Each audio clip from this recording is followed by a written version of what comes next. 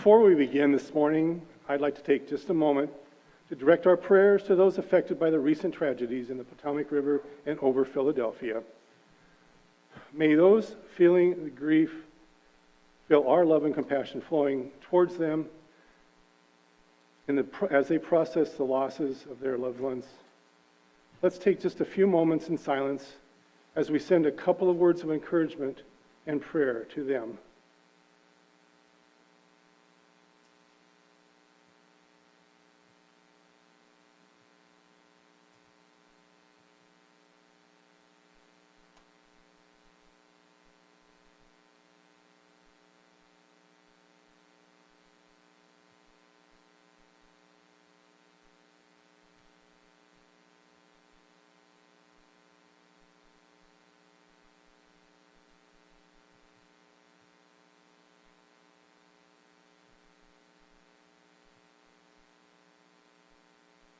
Thank you, guys.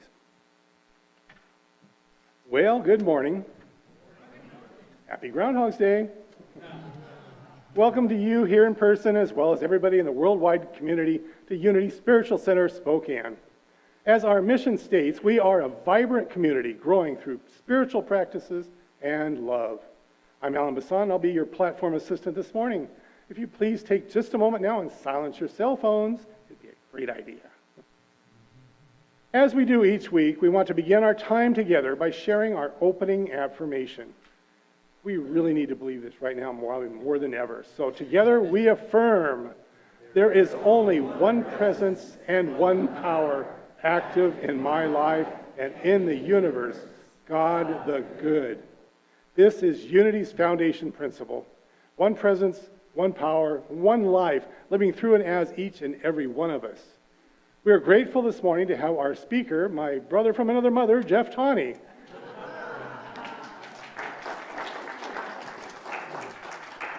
sharing his message on the crossroads we come to in life.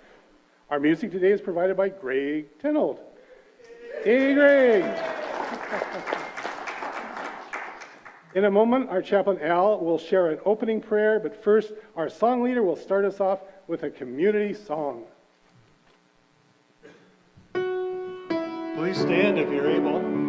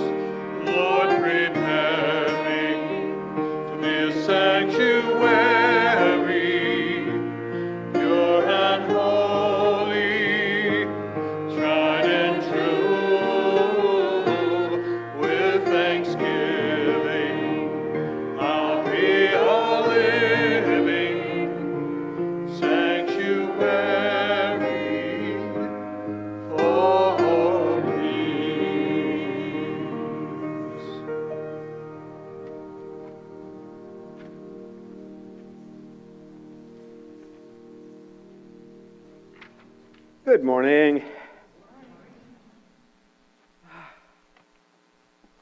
Put aside the cares of today, all the news, all the hubbub around getting here, and enter the quiet center of your soul.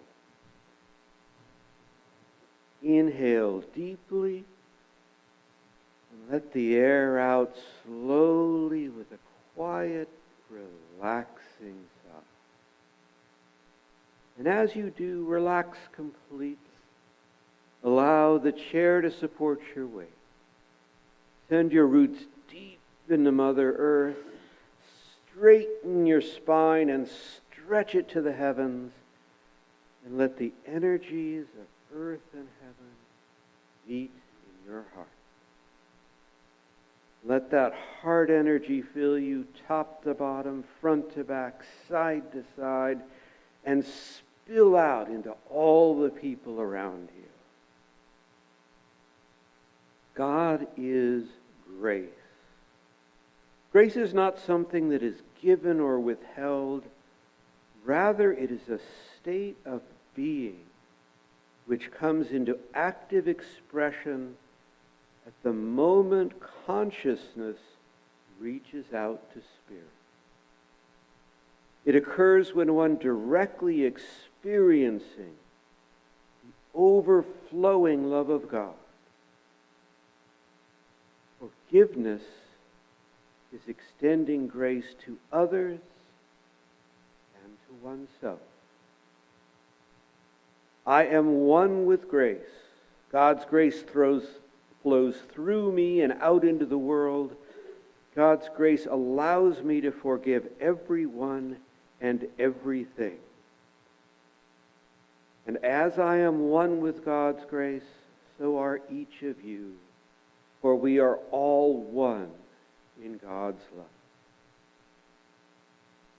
From this experience of grace, we extend it to all in order to heal the Word. As Emma Curtis Hopkins wrote, you have 10,000 times more than you can expect of mercy and grace. Everywhere you turn, rearward, forward, to your left, to your right, angels upon angels are working miracles for you. That grace. I extend God's grace by blessing the service, our speaker, our musician, and all the volunteers and staff that make this service possible.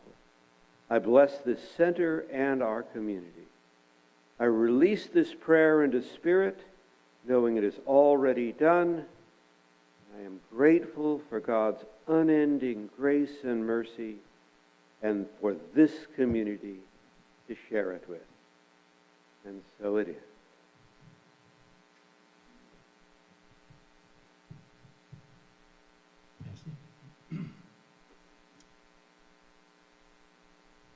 I'll be singing a couple of my songs this morning. The first one is called Be the Change.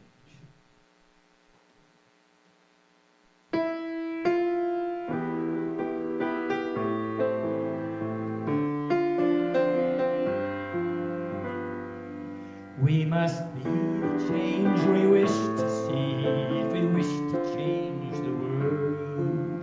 Climb the highest mountain, seek to know the pearl. Start to learn to listen, find a way to see the changes we're looking for. They start in you and me. We must listen to our conscience, listen to our heart, seek to find a better way, seek to do our part. For the world that needs a changing, we're not working this old way. We must be the change we wish to see and find a better way. For there's a new tomorrow ready to appear. We'll know we've made it when we give up our fear. So find forgiveness, forgive all you see, and be the change you must be. We must be the change, be the change, be that change. We must be the change, be the change, be that change.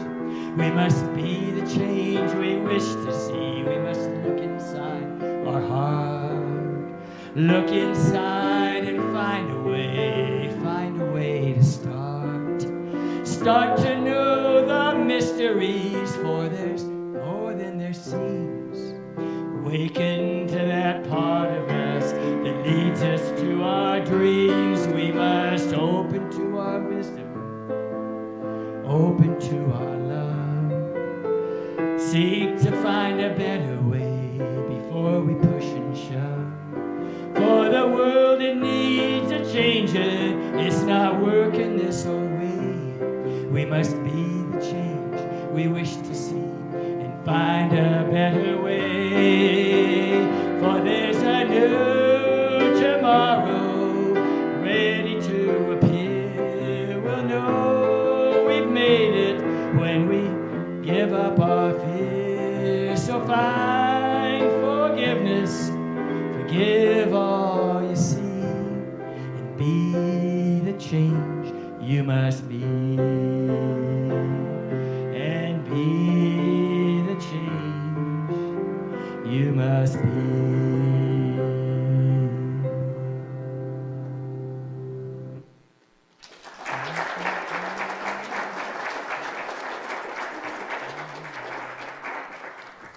Thank you, Greg.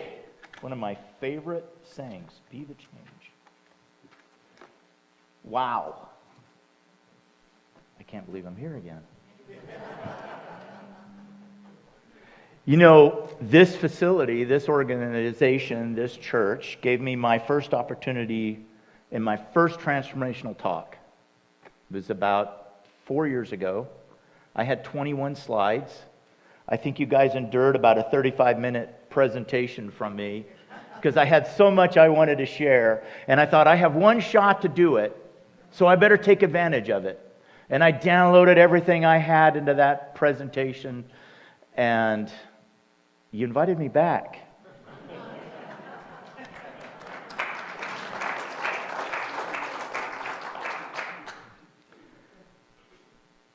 Repeat after me.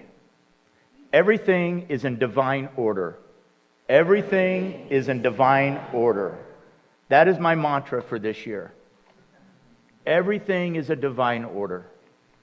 I say that because I can't go in and tell you everything that is going on in my life and our center's life and Julie's in my life. I don't want to keep it that long. But believe me when I tell, and I've shared some things with Rick and Alan and Diane, there are some amazing things happen, and they happen because I said yes. And I said yes to a calling. Now, I doubted that calling when I professed to you folks about 2 years ago that I felt a calling to ministry. And then when we went through some rough spots, I personally went through some rough spots, and I doubted that calling. And I doubted it because of things that were happening. I thought, well, maybe this is not something I really want to do. Maybe this isn't my calling. But as Rob Bell says, you get that ache, that little ache that says, this is your purpose, this is your purpose. And so here I am. So I am thankful for the opportunities that you've given me.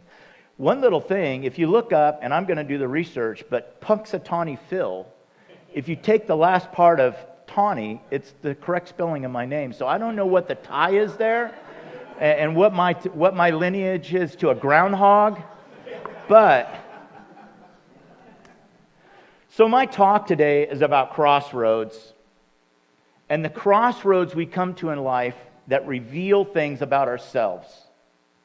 So we have crossroads that we come to, and those crossroads may create a trigger for us. They may create something in us that says, I don't know that I want to go down that path. Can we just move on? And sometimes, it was Yogi Berra that says, when you come to the fork in the road, take it. And we all know how kind of senseless that is, because take what? You can take one side or the other, but you don't know necessarily. And I think the courage comes when we take the fork, and it's not taking the fork, but it's also realizing that when we get to that place, that we maybe have made a wrong decision and we need to back up rather than doubling down and going all in. And so that's the opportunity for us. In our humanity and as a country, we have faced, can I move this? We have faced many crossroads. The birth and the death of Christ was a crossroad. The Revolutionary and the Civil War were crossroads. World War I was a crossroad. So was World War II. And in our country, the Civil Rights Movement was a crossroad. 9/11 and the War on Terror was a crossroad.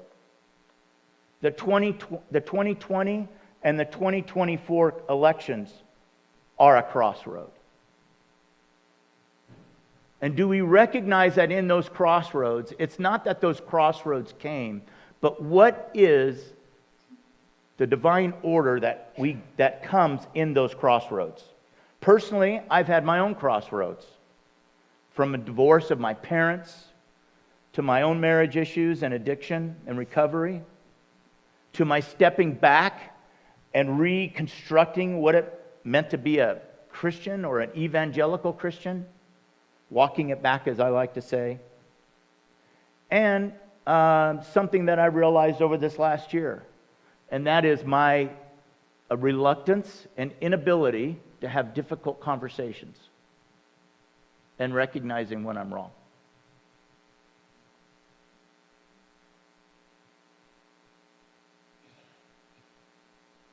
The unity movement is at a crossroads,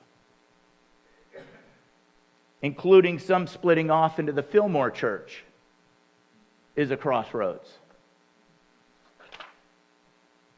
And even this center is at a crossroads. Crossroads aren't bad. They're just a gateway to something else, something new, right? And we will continue to have crossroads, and those crossroads will lead us to new discoveries and understandings, not just about ourselves, but our community and who we are. There is a 12th century proverb that says you can lead a horse to water, but you can't make him drink. And I've heard that a lot lately. And maybe that's true, but I would submit to you that maybe you can't make that horse drink, but you can help him recognize that he's thirsty. That there's something there.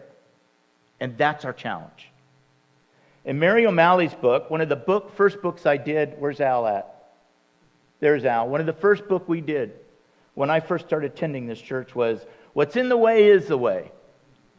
What's in the Way is the Way. And in her book, she offers a transformative perspective on personal growth and healing. The central premise of the book is that the challenges, pain, difficulties we face are not obstacles to overcome, but rather essential parts of our journey towards self-awareness and awakening. O'Malley suggests that by embracing and exploring these challenges with curiosity and compassion, they become pathways to a deeper understanding and inner peace. For the purposes of my talk, a crossroad is a point that we get to in life's journey that we need to make a decision. And as I said, they can be a trigger. We have many polarizing topics and situations in our world today. And it's what we do in those moments that determine who we are and what we are. Matthew McConaughey says it in his book, Green Lights, that he talks about, and if you haven't read the book, I highly recommend you get the audible version of it. Because McConaughey actually reads the book, he's the voice in the book, and it's extremely entertaining. But one of the things about the premise of his book is he comes to points in his life where he sees a green light, and that green light propels him to the next thing. We have a painting, full disclosure, we have a painting at the North Church, which is a trigger for me. It's a painting of Jesus. But what makes it a trigger for me, it's a blonde-haired, blue-eyed Jesus. And I struggle with that. And I moved it, and I was told about moving it, and I tried to move it to more prominent places. And in my convictions of preparing this talk a couple weeks ago, I realized that, okay, Jeff, put your heart where your mouth is. If that's a trigger, why is that a trigger for you? So I moved that painting back into the sanctuary, and I read the story of the painting. And to understand, how many people know what painting I'm talking about?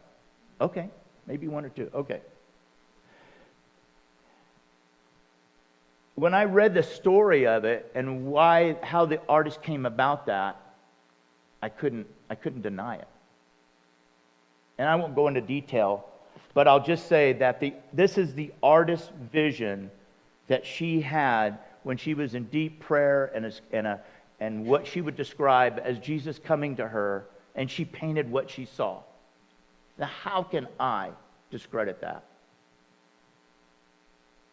But it meant something different to me as I've been deconstructing my evangelical roots, right? And it's like, okay, well, everybody wants to believe the, Christian National, blonde-haired, blue-eyed Jesus with a M60 in his hand. Come on, folks, that's not who Jesus is.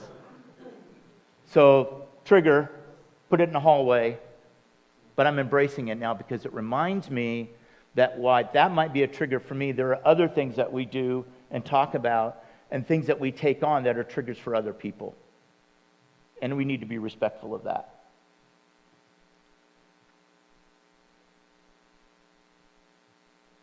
I said to my son when he came to me a few years ago what he was going to join the Catholic Church and became Catholic. And for me, what I said to him was, Jared, if being Catholic helps you to be a better human and a better person in this world and your family, I'm 1,000% behind you.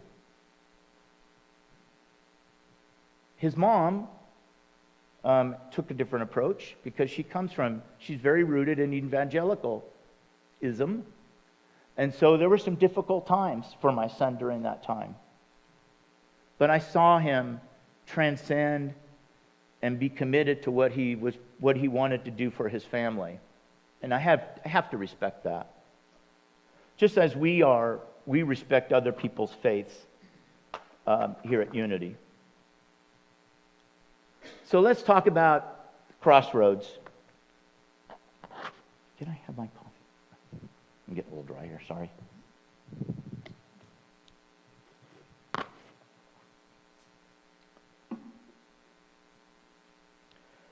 One of the teachings of Jesus that can be applied in navigating Crossroads is found in Matthew 13 through 14, where he says, "Enter through the narrow gate, for the wide gate is broad. Enter through the wide. For wide is the gate and broad is the road that leads to destruction, and many enter through it. But small is the gate and narrow the road that leads to life, and only few find it." The passage emphasizes the importance of making wise, intentional choices when faced with decisions and following the path that leads to righteousness. In the metaphysical mindset, the narrow gate is the habit of thinking and speaking daily what is in harmony with truth and end of denying error at all times. The broad gate is a habit of accepting both good and evil as real. In A Course in Miracles, it teaches that navigating change requires a shift in perception and is a willingness to see things differently. It emphasizes the importance of letting go of fear, resistance, and instead choosing love and forgiveness. The Course teaches that change is inevitable and necessary for growth and spiritual evolution. It encourages students to trust in the guidance of their inner wisdom and higher self. By surrendering to the process of change and embracing it with an open heart and mind, one can experience transformation and healing at a deep level. In his book, The Road Less Traveled, M. Scott Peck talks about a profound exploration of personal growth, discipline, love, and spirituality. The book is divided into 4 parts: discipline, love, growth in religion, and grace. He introduces that he emphasizes that discipline emphasizes that life is difficult and that facing challenges with discipline is essential for personal growth. In love, he talks about that love is not a feeling, but an act of will, a commitment to nurturing the spiritual growth of oneself and others. In growth in religion, Peck challenges traditional religious beliefs and encourages a journey toward a deeper, more personal spiritual awareness. And in grace, he introduces the concept of grace as a mysterious, supportive force that aids personal growth and healing. He views grace as a phenomenon that goes beyond the scientific understanding of life, encompassing elements of serendipity, miraculous healing, and the feeling of being guided by a higher power.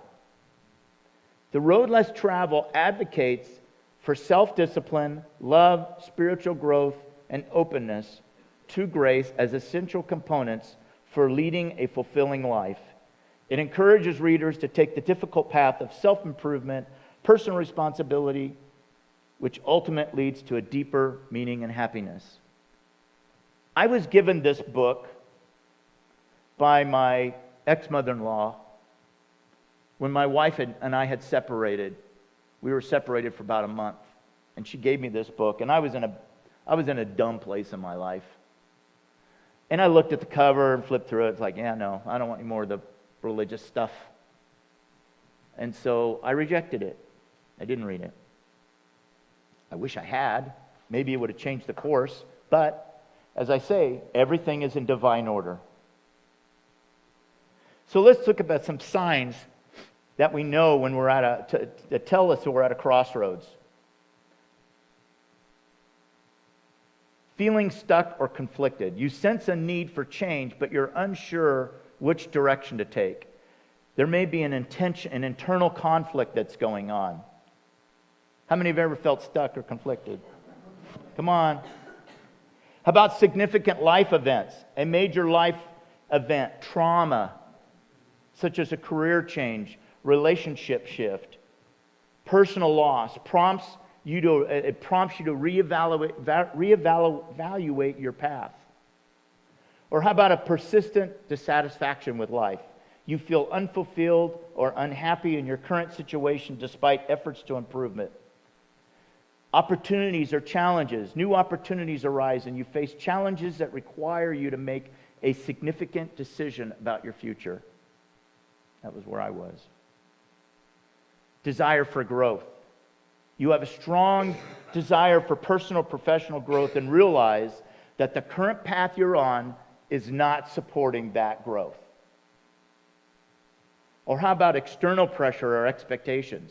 You feel pressure from society, family, or peers to follow a particular path, but you're unsure if it aligns with your true desires. An intuition and inner voice. You experience a gut feeling or an inner voice that suggests it's time for a change or new direction.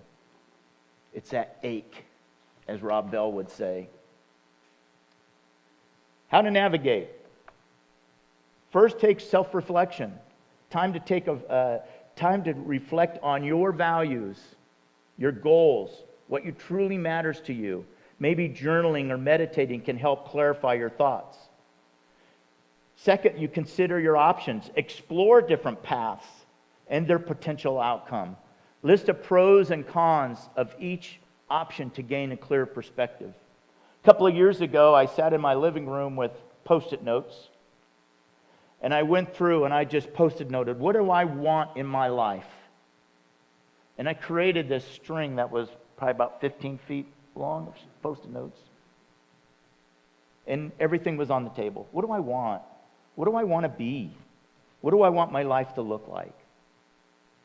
And it's amazing to me, 2 years later, those Post-it notes sit in my office. And it's amazing to me when I look at that, I can go, check, check, check, check. It's crazy.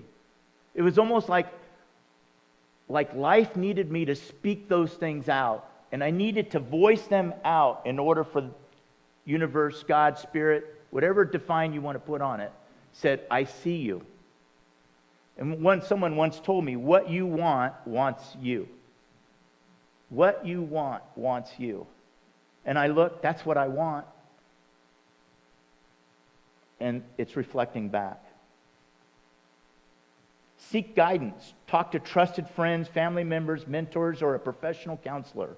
That can prove insights and help you see your situation from different angles. This is extremely important. Don't talk to people that are going to agree with you. And that's hard. It takes courage to go to somebody that you know, maybe on the opposite side of the fence that you are. But maybe that person is the key to helping you change.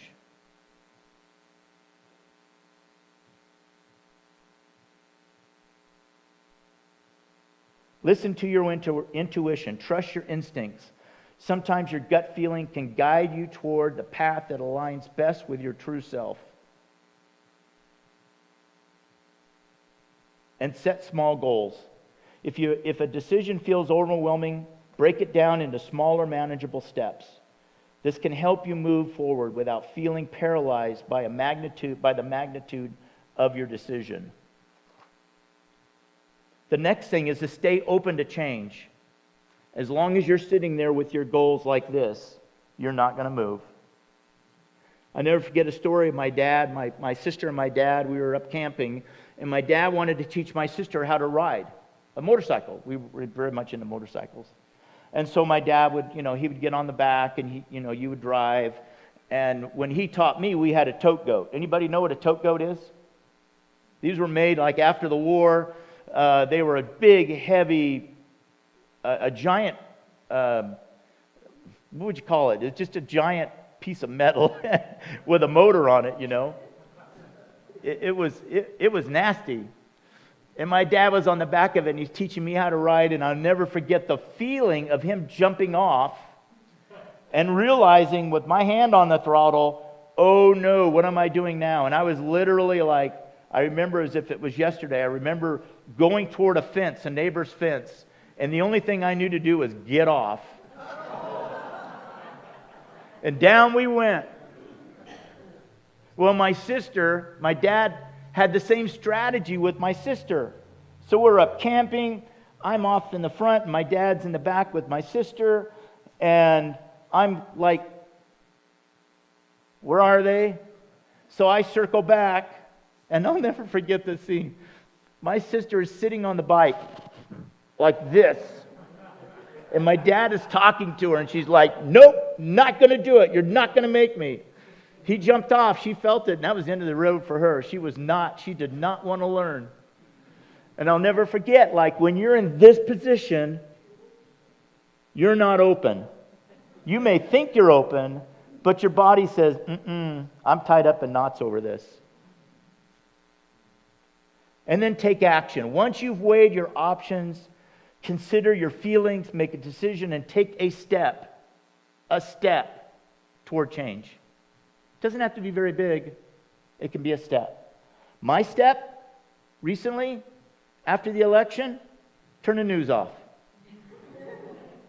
And look for the good, because there's good happening. It may be small, but look for the good. Being at a crossroads can be daunting, but it also offers a chance for growth and transformation. By taking thoughtful steps, you can navigate this pivotal moment and move forward. Another thing that we can apply when we're at a crossroads is unity principles, prayer and meditation, affirmations. I am a divine child of God, and therefore I do not inherit sickness. I sent that to Amber this morning, or sent that to Amber yesterday, because Amber McKenzie was supposed to be speaking for me at North. And everybody was all excited. And Amber says, so let's just say, hypothetically, it's a hilarious message as Amber is, say hypothetically that I'm not necessarily feeling like, what would you say? And I said, well, hypothetically I would say, I am a divine child of God, and therefore I do not inherit sickness. I said it a little more colorful than that, knowing who Amber is. I'm sure you could appreciate that. The things that life tells you you are, come up with an affirmation that says you aren't. I am strong. I am courageous. I am passionate. I am forgiving. I am loving. I am kind. We have to retrain our minds and retrain our brains and retrain our thinking, because the past is always going to remind you of what you did. Right? So we have to train our minds about who we are and who we want to be. Who are we in the divine's eyes?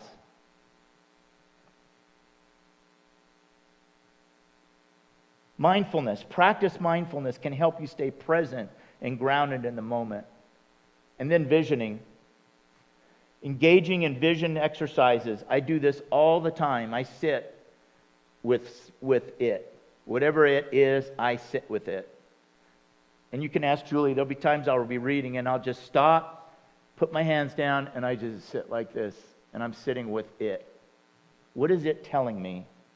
When I was a hockey official, we would sit before the games, and our role was to sit and watch the players, and we were like looking at our stats of which guys we're going to watch and this, that, and the other. And I would sit and visualize the game. What was going to be my first call? Where was I going to be? And it helped me when I went into the game. It almost was going into the game with an expectation of what was going to happen versus happening to me.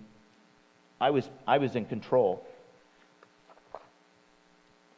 Another principle is applying the unity principles, such as the power of positive thinking, the law of attraction, and the interconnectedness of beings.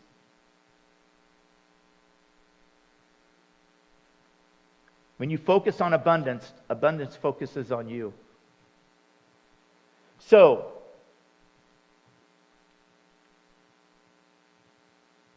I'm going to challenge us.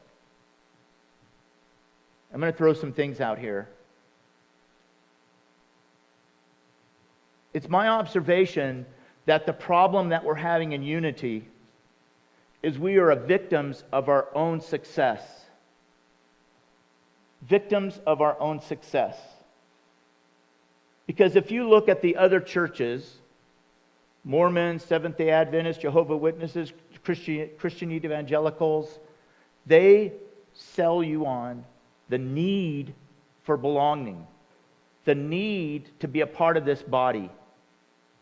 And if you miss a Sunday, if you're prominent in the church, you get a phone call or someone knocks on your door and says, "Hey, where were you last Sunday?"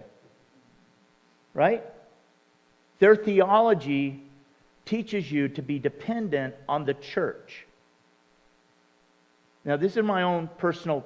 If you don't agree with me, that's okay.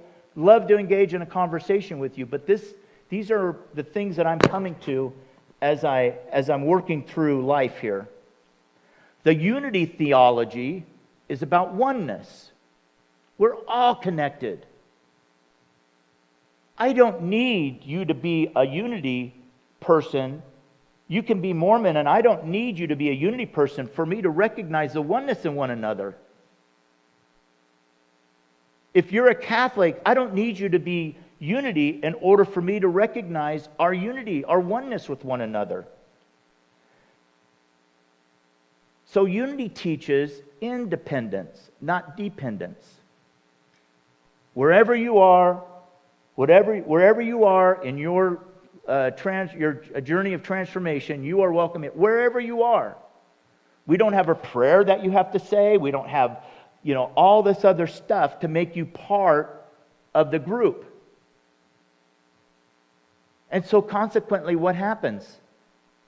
As people become more aware and more comfortable in their spiritual journey, they recognize, I don't have to go to church today. I'm going to go for a hike in nature. I'm going to go spend time with my family and connect there. Right? So we don't teach, we don't create a dependence on the church of being here. So consequently, we train young people, and this has been a question Julie and I have had for the last couple of years, is where are the YOUers? Where are the people, the young people that were growing up in the church? Where are they? They've been good students. And they've learned that I don't need to come to church in order to fulfill my spiritual practices. So how do we change that? How do we overcome that? And we are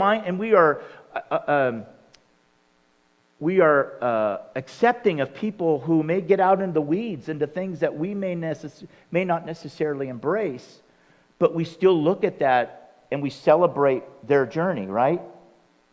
And we don't put them down because, well, what are you off in this kind of thing for? It's if we're really who we are as unity, it's like, tell us what you're learning. Tell us about who you are.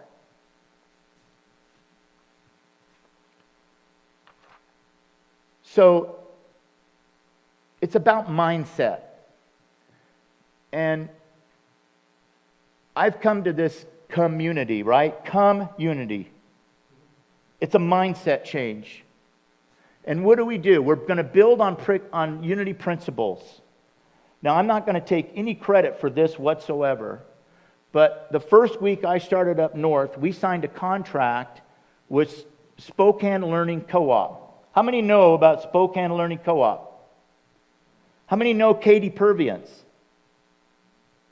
Okay, Katie, this is another divine order thing. I met Katie one day. She posted on this Facebook page for the center, "Hey, anybody give me a ride to Unity on this Sunday?" And I'm like, "Yeah, I'll give you a ride."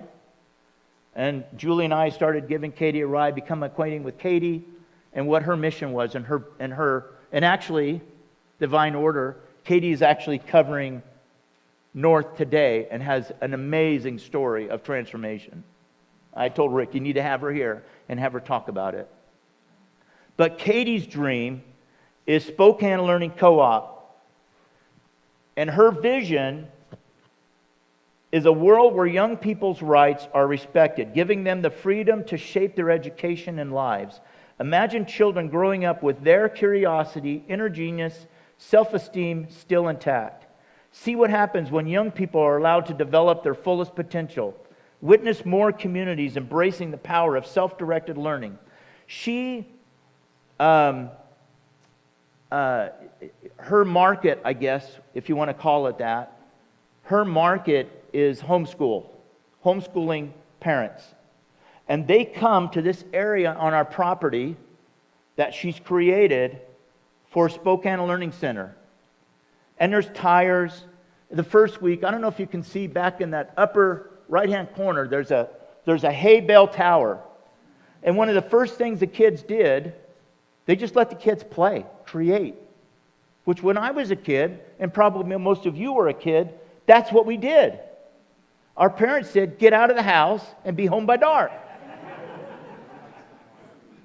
And in my neighborhood, we had a lot of houses being built, so we were always at the construction sites finding the slugs, the nickel slugs from the electrical outlets. And we would build forts, and we would have dirt clod fights, right? That's how we learned about life. So she got tires. And the kids the first day, they hauled those tires to the top of that pyramid. And I'm not talking big kids. I'm talking little kids, 5, 6-year-olds. They're working together to get the tires to the top. They line the tires up, and then they have races to see whose tire made it the farthest. They created a game. They're all working together. And the thing that really meant the most to me was divine order. This is what we want to create. It's not just, folks, it's not just about our spiritual. Everything in our life is spiritual. It's not just about the spiritual wellness. It's learning how to communicate, learning how to get along, practical learning of the... Unity is practical Christianity. Life is about practice.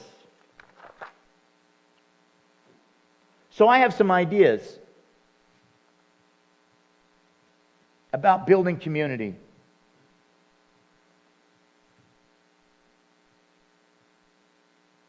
What if we created a unity center where people could come and not just learn about spiritual practices, but learn about life practices? What does it mean to have a crucial conversation? We're doing the book in our board, Crucial Conversations, because we're going through a little bit of a rough period, and we don't know how to talk to one another. So we're learning how to have crucial conversations. What does it mean to have a crucial conversation? But it's not just there. What does it mean what about nonviolent communication skills? What about emotional maturity? What about spiritual maturity? What about having studies in other religions? That could be all part of the same place. If we're going to change, I said this the last time I was here, if we're going to change this world, it's not going to be at the voting box. It's going to be in one interaction, one life at a time. I'm going to tell you a story. Rick and I, Claire, Julie, were at Unity and Community this past year in September. And both Unities are sharing a booth. Next to that booth is Harmony Woods, where Julie's serving that booth. And if you've never been there, it's basically a gathering of all the nonprofit organizations in the community, and they're all kind of pitching their wares. On the left side of us is who? Spokane County GOP. Do I need to tell you what their booth contained? Or who their booth contained? So, Rick and I are looking, this is going to be interesting. And I can see the hair like going up on Rick's neck. But they set up, we minded our P's and Q's. And so lunchtime comes, and Julie and I go get something to eat. So we come to the corner there in front of O'Doherty's where they've got the rainbow flag, right, painted on the street. We come to the corner there, and on both sides of the street are the GOP with their flags, with their T-shirts. A gentleman walks up next to me, middle-aged guy with a little flag, rainbow flag. And on the other side of him is a guy waving, a flag. And on his hat says Jesus for, right? And so the guy standing next to me looks at me kind of quietly and goes, should I wave my flag? Got the rainbow flag. I said, sure, why not? So it's this guy, me, Julie. And on the other side over here is the guy with the flag. And so the guy with the flag starts in on me and this guy. Is that your boyfriend? Is that your lover? Are you guys a couple? And I'm ignoring him to a point. And then I just finally look over and I said, what business is it of yours? Who we are? Like, does it make any difference to you? And he keeps egging me on. So we get about halfway across the crosswalk, and my Julie, the most calmest person you will ever meet in your life, that never says anything about anybody negative, turns to the guy halfway through the crosswalk and just says, is that what Jesus would say? Is that the kind of question Jesus would ask? That's all she said. But if you hear her version of it, she let him have it. So for an hour, we're eating lunch, and I'm calming her down like, honey, why are you beating yourself up? I said, what do you think you said to him? And she told me, and I go, that's not what you said at all. But that's what she felt in her heart. And she felt so bad about what she was feeling that it ate her up. So we walked back to the booth,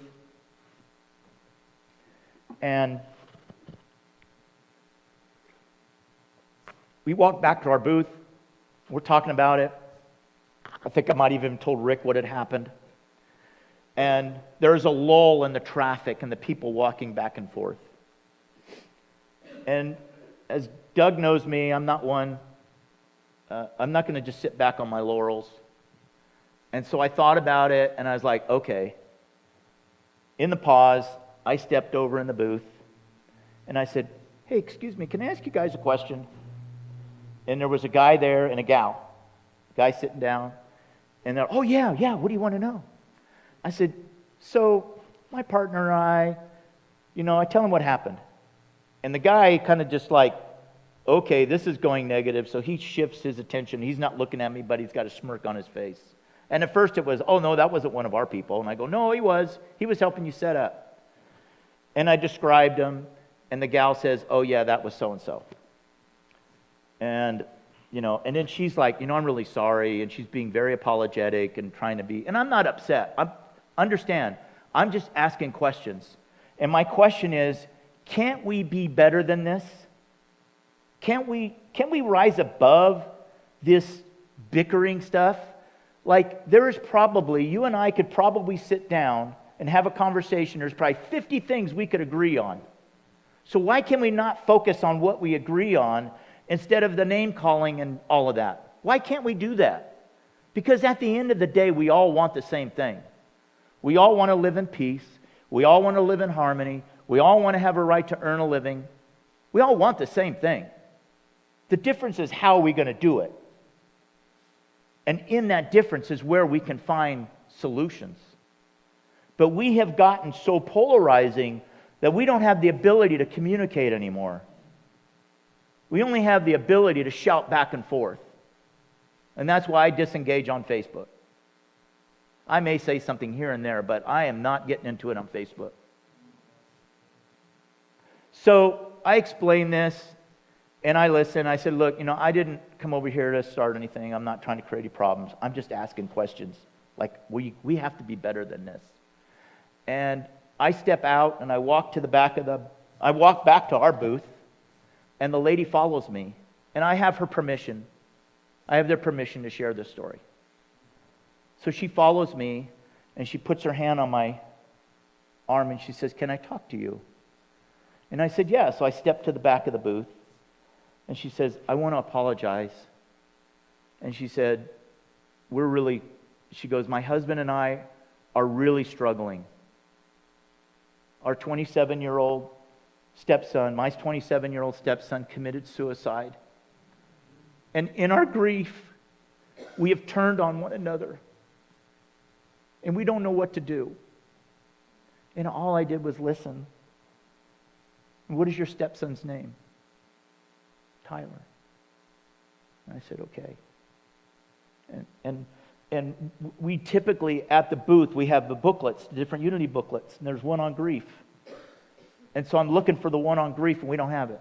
I said, will you write your name and number down, and I will mail you a booklet.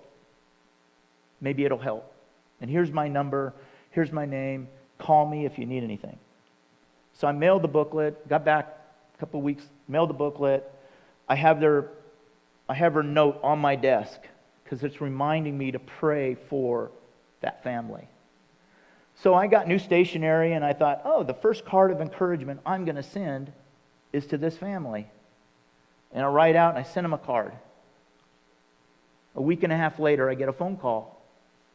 And she says, Jeff, this is so-and-so, and we got your card, and we want to meet with you. I said, great. And I met with them. And I've been meeting with them. Because we're just humans going through experiences.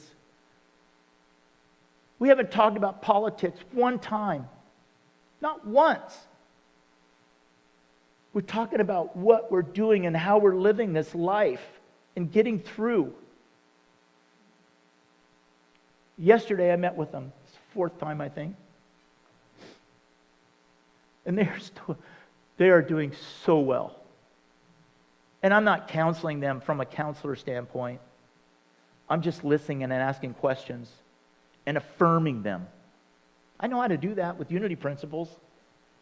Affirm them. And what I heard yesterday was, I've done this, and I kind of said this, but I have to own that. That's mine. And he's doing the same thing. And I just was like, I did tear up. I did tear up because I was so proud of them. I was so proud of what they're becoming.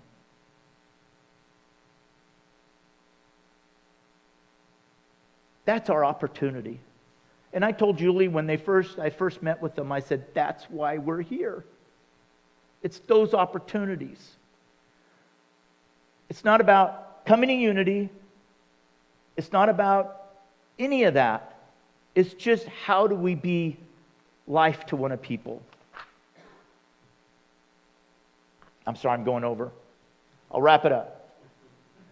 In my first talk that I ever did, I talked about the Wizard of Oz. And you know the Wizard of Oz story. In fact, I shared this with them yesterday, and they're like, oh, I never thought of it that way. But the Wizard of Oz story is not about getting to Oz. Everything that they learned about one another was learned on the journey, was learned on the path. And all the wizard did when they got there, what did he do? He affirmed what they were. You have courage. You have intelligence. You have a home. That's our opportunity.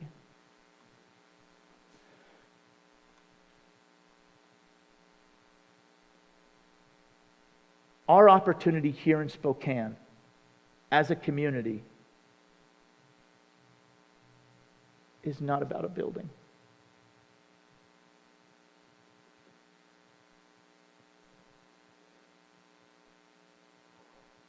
I said this the last time. Our legacy is not this location. Our legacy is the life and the world that we leave behind. It's about the changed lives and the way people are affected in our community.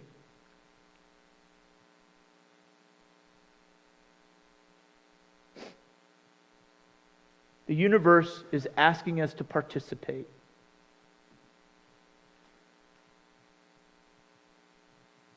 What if unity, what if we're known about what we create?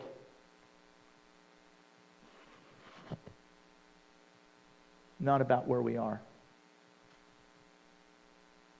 Now, I didn't get permission from Rick to say any of this, and I hope I'm not in any hot water. But if you know me, you know I speak from my heart. I see our opportunity being much bigger than 29th and Bernard and East Lincoln. Our opportunity is much greater than that. And if we want to have a unity community that transcends us older folks to the younger folks, we have to be relevant. Schools are not teaching the life skills that we can teach. And we are a perfect place for it. Because it doesn't mean you have to go to a Catholic church. It doesn't mean you have to go to a Protestant church. It doesn't mean you have to go to a Mormon church. It means you can come to unity. And not only will we teach you about spiritual matters, but we can teach you about life skills. Katie's school up there was like I said, I had nothing to do with that. That was part of the divine order. It was really ironic to me that we were literally signing a contract for a school that's going to literally allow kids to work in an environment and learn life skills. Green light. I have a saying now. You know, if I used to say, just be the blessing, be the blessing. Now I've changed it. Stay curious and be the blessing. Thank you, everyone.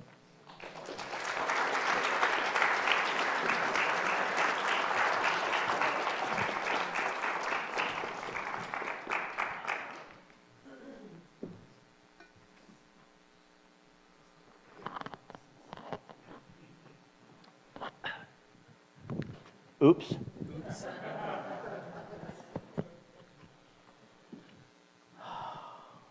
Let's all take a deep breath. And exhale. As you feel yourself supported by your chair, you feel your feet firmly on the ground, your hands in your lap.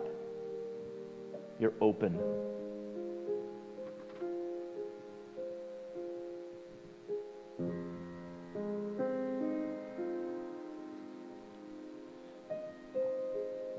Let's think about who we want to be.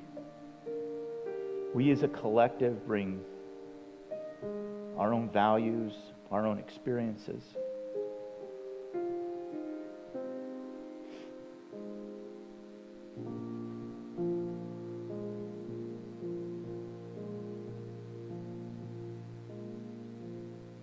All of those things in our life that have happened with us, for us, as a collective of offerings that we can bring.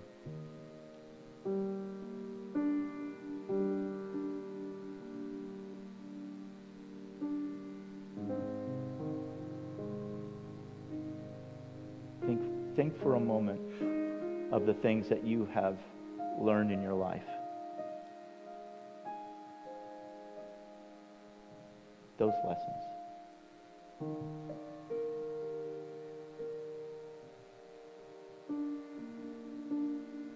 Now take those things as a ball of light and place them in your hand.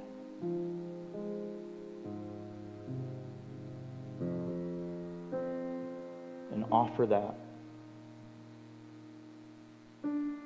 Present it.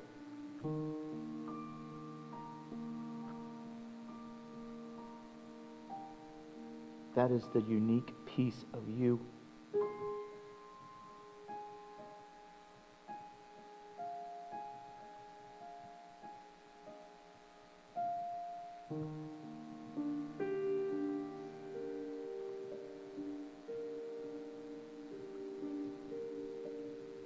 And maybe there's something that's still painful for you. Something you still have yet to learn.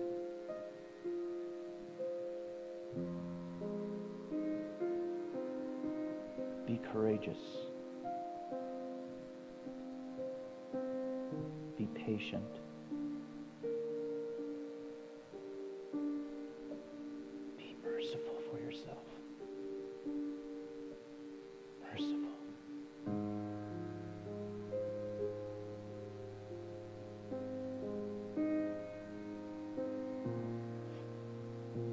it's not something you could present, but at least something you can acknowledge.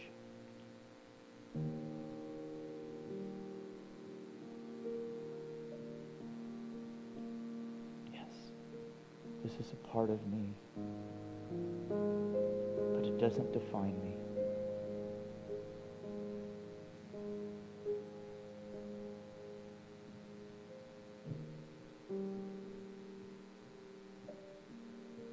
Everyone take a deep breath, and as you exhale, this doesn't define me. This doesn't define me.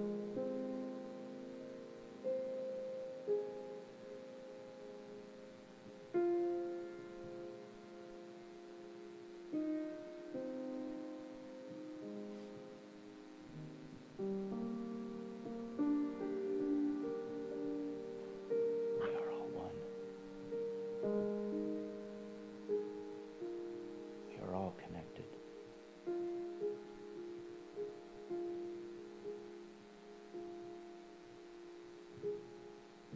What I affirm in you, I affirm in myself.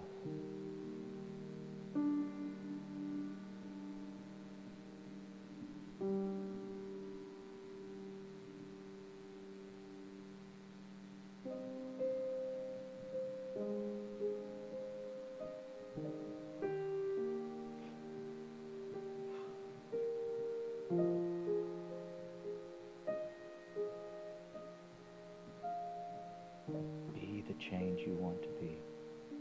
Be the change you want to see.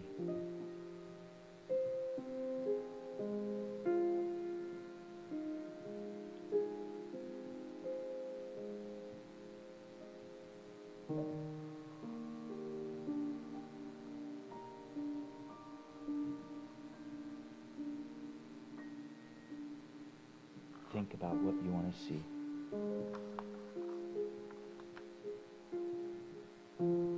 Peace,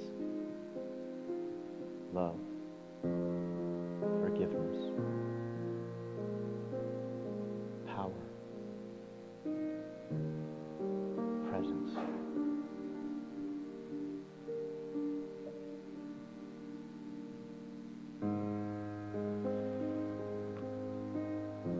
So take a deep breath together. Exhale.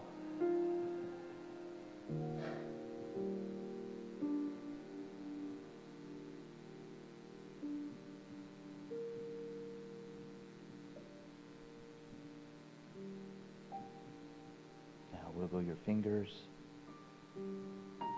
wiggle your toes.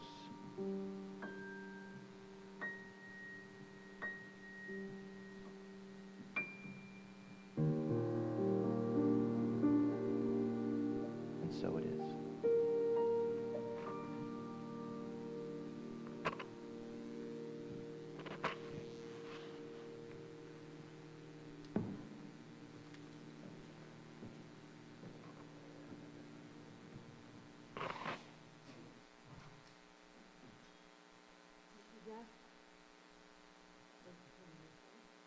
I'm Greg.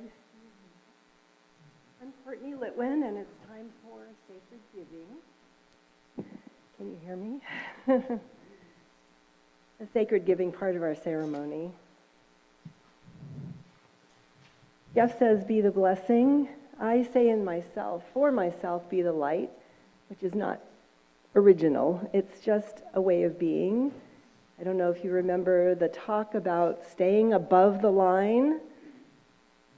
To me, that means kind of following your higher self and staying connected to spirit. And if you can do that, you can probably handle just about anything life throws at you, whether it's political or personal. I think it's just a way of being in the world. And it's also a way of kind of being a role model in a sense, if you want to put it that way. But I just think that it just helps with your path. So, giving. There are many ways to give to this spiritual center. You can text a dollar amount. You can mail a check. All the information is actually on your screen. And there's a QR code where you can send money that way. Please join me in our giving blessing. I know that my giving blesses and multiplies all that I am, all that I have, and all that I give and receive. I give thanks for the abundance that is mine to share.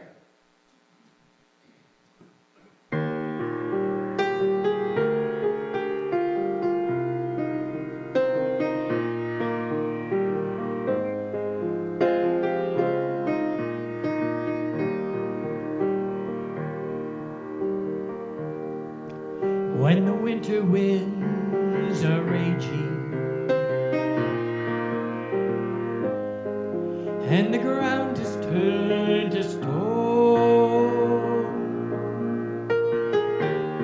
I will build myself a fortress. I will guard against the cold. I will turn away from anger. I will warm myself with love. You will find me in my garden, wrapped in wonder, warmed with love. When my trials seem unbroken and my pleadings go unheard, I will climb again that mountain. I will listen to my words. I will open to my wisdom. I will feel again that love. You will find me in my garden, wrapped in wonder, warmed with love.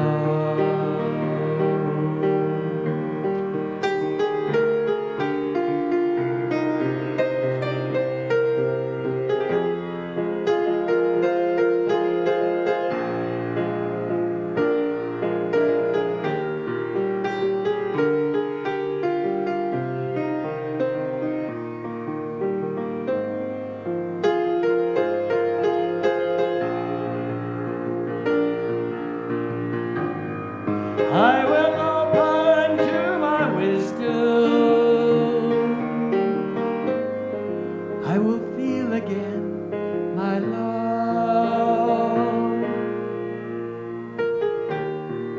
You will find me in my garden, wrapped in wonder, warmed with love. Wrapped in wonder,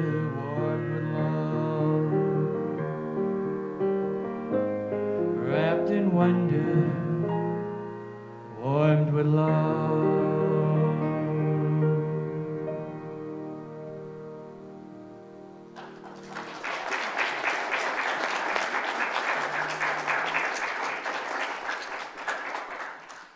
Please join me in blessing these gifts.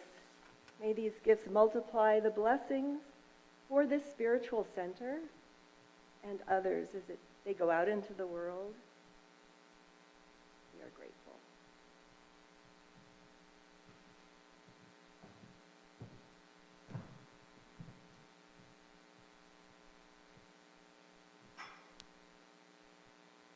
Well, thank you very much, Tawney, Jeff, Greg, and everybody else who made this service wonderful today. Please join me as we say our unity statement.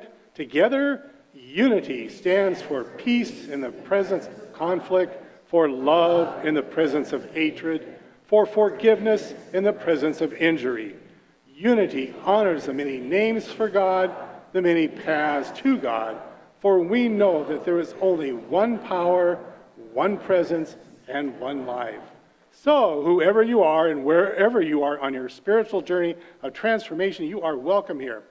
If you're here for the very first time, we have a welcome packet with a coupon for a free beverage from our barista stand and some other goodies. So please raise your hand if you're here for the first time so our ushers can catch a glimpse of you right down there.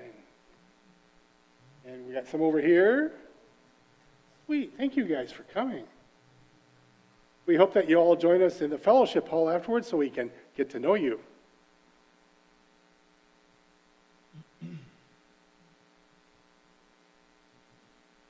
We encourage everyone to sign up for our e-news to learn more about our upcoming classes and events. You can sign up for our email newsletter by scanning the QR code you see on the screen or on our website at unityspokane.org. We would also like to connect with you on our social media. That's Facebook, Instagram, YouTube. Just search Unity Spiritual Center Spokane to find us. Thanks to everybody for coming today.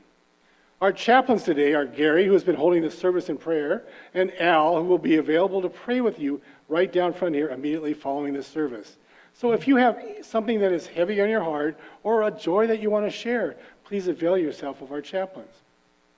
We would like to encourage anyone who is in need of prayer support to please fill out a prayer request form found in the seat pocket in front of you.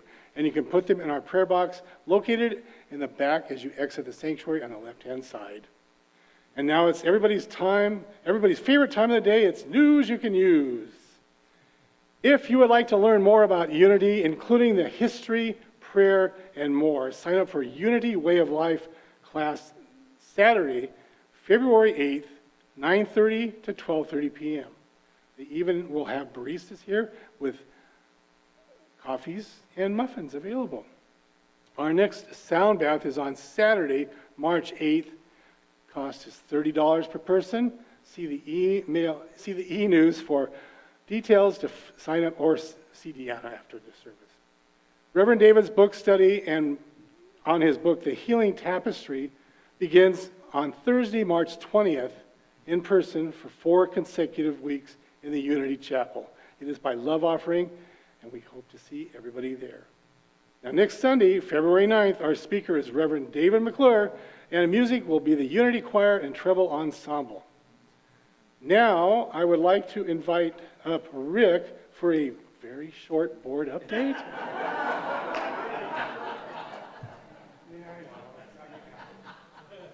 I know.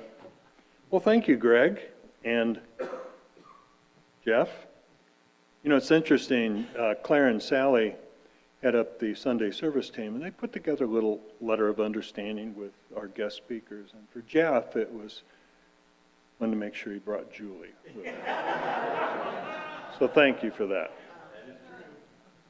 So I first want to thank the 58 members of this church that responded and participated in our 2025 visioning project, and wanted to remind you today is the last day. If you've not responded by midnight, right, Deanna? Fill it out. What's that? 11:59. Okay, but it's important. Again, I thank the 58 that have already responded, and we look forward to a lot more. One of the things we're already seeing in your response is an influx of your willingness to volunteer your time and energy. And with that, your board is actually smarter than they look. We talked about that and said, how are we going to manage all these volunteers that want to come in and help out? Well, here's where we're smarter than we look. We asked Linda Tweedy to be our volunteer coordinator, and she's agreed.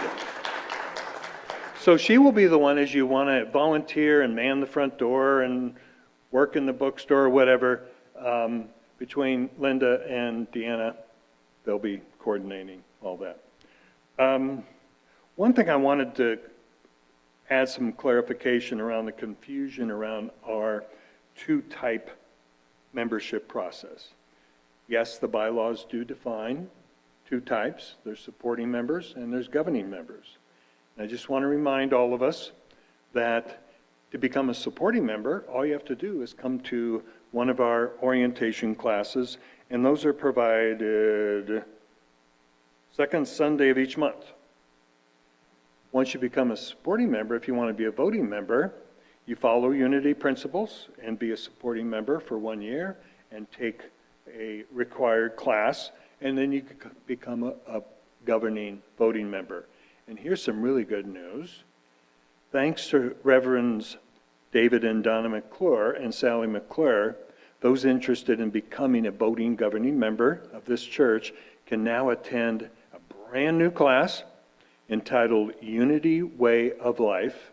It was developed by these three and was approved by your board of directors. And this new 3-hour class will be offered for the first time on Saturday, February 8th from 9:30 to 12:30. Please reach out to Deanna if you would like to attend and become a voting member. As always, the bylaws have provisions in which you can request to have this class waived, and you just need to put that request in writing to the board. You can also find more details about becoming a supporting or governing member right on our website, unityspokane.org. Go to the About Us section and click on membership. Last, I want to remind you of our annual meeting coming in 2 weeks on February 16th at 12 o'clock noon. There will be a lunch available by love offering in between the service and the annual meeting. Annual meeting, we will be covering board nominations and budget approval. As a reminder, the right to speak, debate, make motions, and vote during the annual meeting shall be restricted to those governing members who are present and have been voting members for at least 60 days. And one last closing comment, and this is to Foxit Tawney. It reminded me of the story, and I'm sure you've heard it's a true story. Art Linkletter, kids say the darndest things. One kid was asked, what's your favorite Bible story? And he says, well, I liked it when Jesus died and they put him in a cave. A few days later, he rolled the stone away and he came out, but he didn't see his shadow. So he went back in.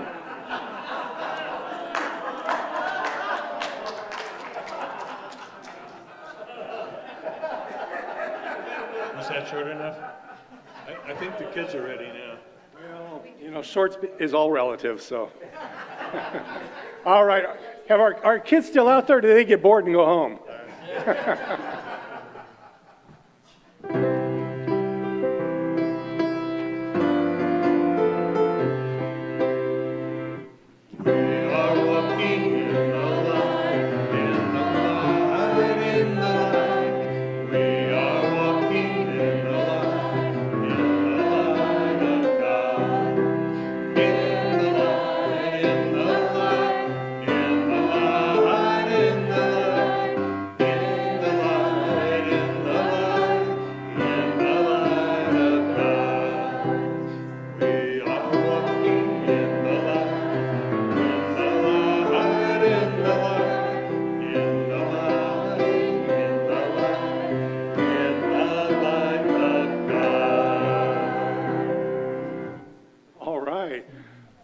Well, since this is the first of the month, today is Birthday Sunday, so if you have a birthday in February, please stand up, or if you're up here on stage, please raise your hand.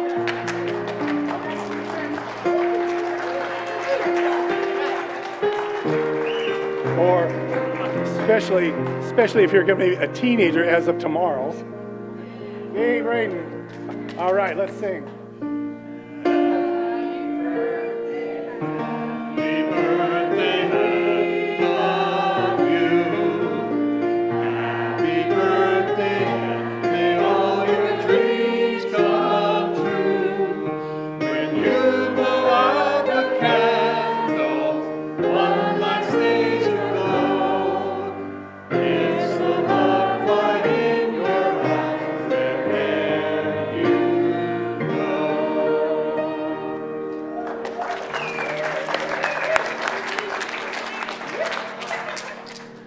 We're so blessed to have such an amazing youth ministry.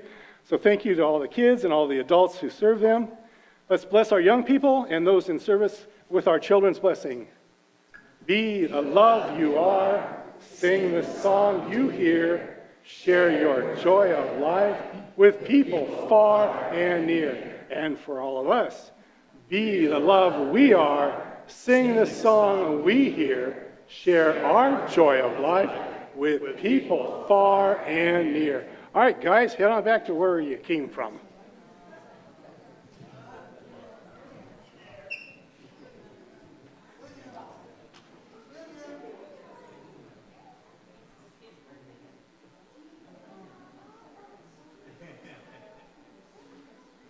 And now please stand as you are able and join us together with our closing prayer for protection, followed by the peace song. Together we affirm, the light of God surrounds us. I am the light of God. The love of God enfolds us. I am the love of God. The power of God protects us. I am the power of God. The presence of God watches over us. I am the presence of God. Wherever we are, God is, and all is well, and that's the truth.